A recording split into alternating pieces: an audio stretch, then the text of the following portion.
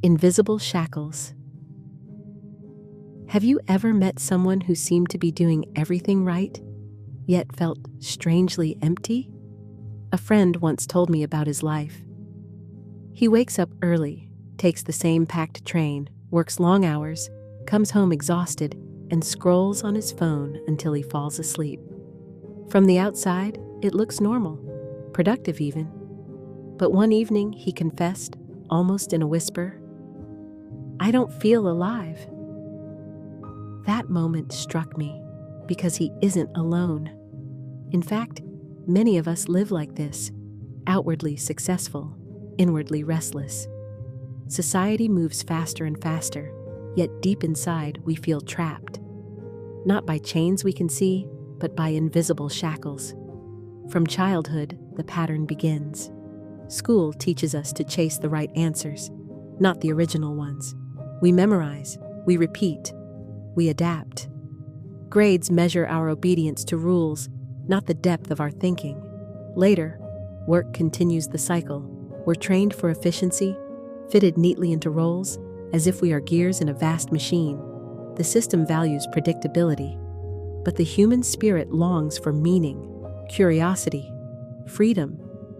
And so the first shackle closes around us, the quiet pressure to conform, to become a part rather than a person. We like to believe we're free. After all, we can buy what we want, watch what we want, live how we want. But is it real freedom, or just the illusion of choice? Consumerism whispers, happiness is only one purchase away.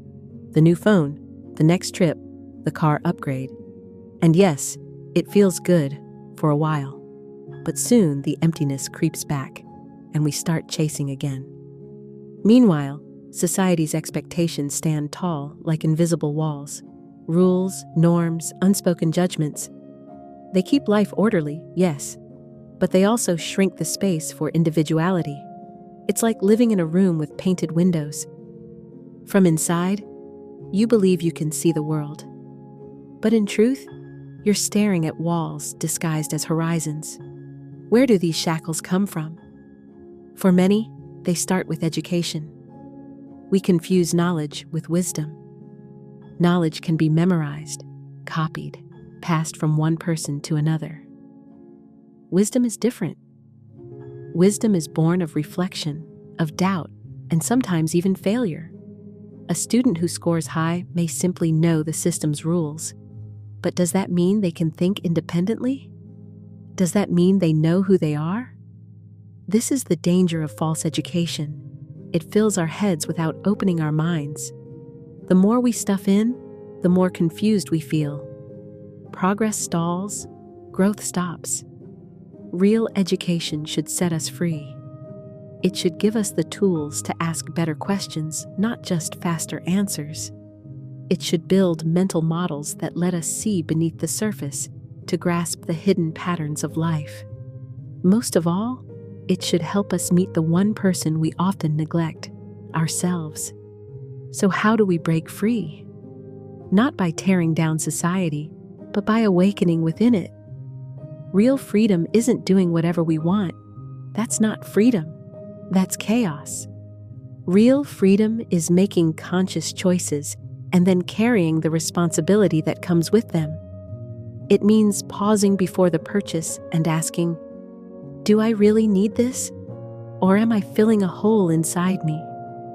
It means daring to choose a path, even if it looks different from everyone else's.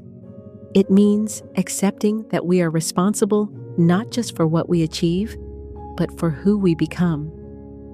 The philosopher Viktor Frankl once wrote, "Everything can be taken from a man but one thing, the last of the human freedoms, to choose one's attitude in any given set of circumstances. That freedom is still ours. But it requires courage." So I return to my friend on the train. On paper, his life is successful.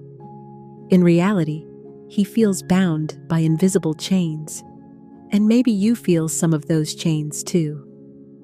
The question is, where do they really come from?